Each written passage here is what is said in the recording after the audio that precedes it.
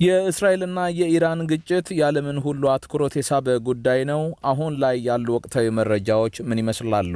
እስካሁን ምን ተከናወነ? በዕለቱ የምንዳስሰው አበይት ጉዳይ ነው። የትራምፕ አስተዳደር በኢትዮጵያውያን ላይ የጉዞ እገዳ ለመጣል እያሰበ ነው መባሉ ትላንቱን በሰፊው የተንሸራሸረ ዜና ነው። በዚህ ጉዳይ ላይ የተሰማውን ዝርዝር ነገር ወደ እናንተ አደርሳለሁኝ። ከዚህ ቀደም ኤርትራውያን ወደ አሜሪካ እንዳይጓዙ የጣለውን እግድ ወደ ኢትዮጵያም ሊያሻግረው አስቧል እየተባለ ነው። የትራምፕ አስተዳደር በየዕለቱ አዲስ ነገርን ይዞ የሚመጣው የትራምፕ አስተዳደር በዚህ ጉዳይ ምን አለ? አብራችሁኝ ከቆያችሁ ይህንንም ታደምጣላችሁ። እስከ ፍጻሜው አብራችሁኝ ሆኖ ወደ ዝርዝር ጉዳዮች ሳሻግራችሁ የእስራኤልንና የኢራንን ጉዳይ ቀዳሚ ያደርጋለሁኝ። በሁለቱ ሀገራት መካከል እየተካሄደ ያለው ትግትግ ተባብሶ ቀጥሏል። የእስራኤሉ ጠቅላይ ሚኒስትር ቤንጃሚን ኔታንያሁ ይህንን ዘመቻ የኢራንን የህልውና ስጋትነት ለማስወገድ ያለመ ወታደራዊ ዘመቻ ነው ሲሉ ነው የገለጹት።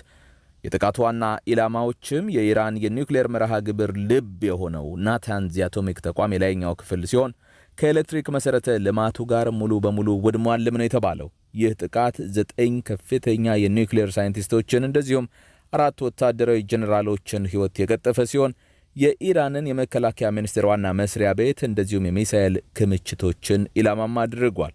ታዲያ ለዚህ ያልተጠበቀ የእስራኤል ጥቃት ምላሽ ኢራን ከሰኔ 13 እስከ 15 2025 ድረስ በእስራኤል ላይ ተከታታይ የሚሳኤልና የድሮን ጥቃቶችን ፈጽማለች። እነዚህ የበቀል ጥቃቶችም በቴል አቪቭ አቅራቢያ በሚገኙ የመኖሪያ ህንፃዎችና ሰፈሮች ላይ ጉዳት እንዳደረሱ ነው እየተነገረ ያለው።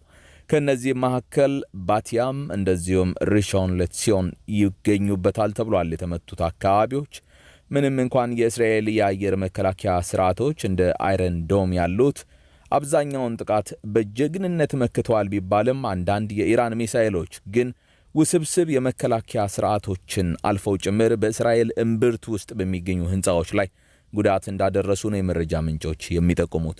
በሁለቱም ሀገራት በኩል በሲቪሎች ላይ ከፍተኛ ጉዳት ደርሷል። ታዲያ በእስራኤል በኩል ቢያንስ 14 ሰዎች ሲሞቱ በኢራን በኩል ደግሞ 224 ሰዎች ህይወታቸውን እንዳጡ ይነገራል።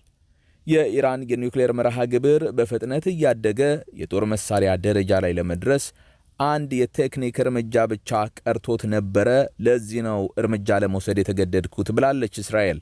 ይህንን የኢራን የኒውክሌር ምኞት ለህልውናዬ ስጋት ነው ስትልም ነው የገለጸችው። የእስራኤል ጥቃቶች የኢራንን የኒውክሌር መርሃ ግብር ለማዘግየት የታለሙ ቢሆኑም በተቃራኒው ኢራን ለራሷ መከላከያ ሲባል የኒውክሌር አቅሟን ለማሳደግ ያላትን ቁርጠኝነት እንዳያጠናክሩም ታዲያ ስጋት አለ።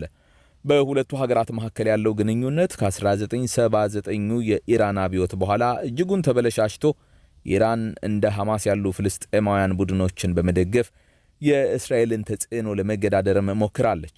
የሐማስና የሄዝቦላህ መሪዎች ግድያ እንደዚሁም በደማስቆ የሚገኘው የኢራን ቆንጽላ ጽሕፈት ቤት መውደም ለዚህ ቀጥተኛ ግጭት መባባስ አስተዋጽኦ እንዳደረጉም የፖለቲካ ተንታኞች ይናገራሉ።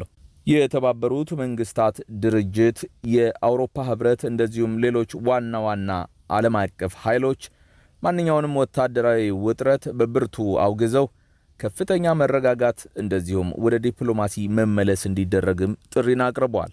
ታዲያ ተመልካቾች ይህ ግጭት በዓለም አቀፉ ኢኮኖሚ ላይ ከፍተኛ ተጽዕኖን እንዳሳደረም ነው እየተነገረ ያለው። የነዳጅ ዋጋ እጅጉን ጨምሯል። የመርከብ ወጪዎችም እየጨመሩ ይገኛሉ። ይህም በቀይ ባህር በሚፈጸሙ ጥቃቶችና አዳዲስ ታሪፎች ምክንያት እንደሆነ ነው የሚሰማው። እነዚህ ሁሉ የዋጋ ግሽበትን በማባባስ የዓለምን ኢኮኖሚ በውጥረት ውስጥ አስገብተውም ነው የሚገኙት። ቀጥተኛው ግጭት ክልሉን ወደ ከፍተኛ አለመረጋጋት የገፋፋው ሲሆን ሰፋ ያለና አደገኛ ክልላዊ ጦርነት የመፈጠሩም ነገር ስጋት ጭሯል። የኢራን ከፍተኛ መሪ መራራና አሳማሚ ምላሽ እንደሚሰጡ ደግሞ ደጋግመው እያስጠነቀቁ ነው። ይህ ግጭት በመካከለኛው ምስራቅ የጂኦፖለቲካ ለውጥን ሊያመጣ ይችላል ተብሎም ነው የሚታሰበው። የክልላዊ ስርዓቱን በጥልቅ ሊለውጥ እንደሚችል በመግለጽ የተቀናጀና ውጤታማ ዲፕሎማሲያዊ ጣልቃ ገብነት ከሌለ ክልሉ ዓለም አቀፍ መዘዞች ባሉት የጥቃት ዑደት ውስጥ የመስመጥ አደጋ እንዳለውም ጭምር ነው ምሁራንና የፖለቲካ ተንታኞች እየተናገሩ ያሉት።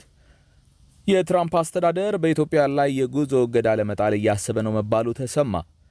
አዲስ የወጡ የዜና ዘገባዎች እንደሚያመላክቱት የፕሬዝዳንት ትራምፕ አስተዳደር የጉዞ እገዳውን በከፍተኛ ሁኔታ ለማስፋፋት እያሰበ ሲሆን ኢትዮጵያም በእገዳው ሊካተቱ ከሚችሉ 36 ተጨማሪ ሀገራት መካከል አንዷ ነች። በበርካታ የዜና ማሰራጫዎች እንደ ዋሽንግተን ፖስት እንደዚሁም ሮይተርስ በተገኙ የውስጥ ስቴት ዲፓርትመንት ማስታወሻዎች መሰረት የትራምፕ አስተዳደር የጉዞ እገዳውን በከፍተኛ ሁኔታ ለማስፋፋት እየመከረም ነው። እነዚህ በማርኮ ሩቢዮ የተፈረሙ እንደሆነ የተነገረላቸው ማስታወሻዎች የመታወቂያ ማረጋገጫና የቪዛ አስፈጻሚነትን በተመለከተ አዳዲስ ጥያቄዎችንም ይዘዋል።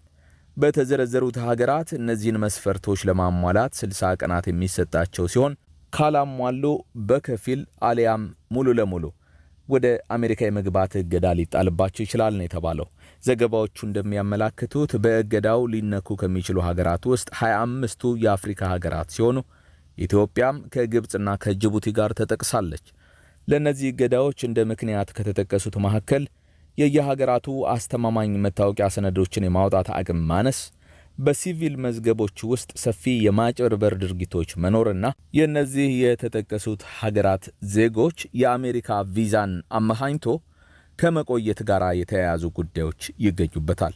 ይህ የታቀደው መስፋፋት ፕሬዝዳንት ትራምፕ ቀደም ሲል በ12 ሀገራት ላይ ሙሉ በሙሉና በሌሎች 7 ሀገራት ላይ በከፊል የጣሉትን የጉዞ እገዳ ተከትሎ የመጣ እንደሆነ ነው የሚነገረው። ትራምፕ ቀደም ሲል የጣሉትን የጉዞ እገዳ ለማስፋፋት ፍላጎት እንዳላቸው በይፋ ተናግረዋል። ይህ በአሁኑ ጊዜ እየታሰበበት ያለ ጉዳይ ነው እንጂ ሙሉ በሙሉ ተግባራዊ የሆነ እገዳ አለመሆኑን ታዲያ መገንዘብ አስፈላጊ ነው ተመልካቾች። ሆኖም ዜናው እንደዚህ ያሉ እገዳዎች የመምጣት እድላቸው ከፍተኛ መሆኑን ግን የሚጠቁም ነው።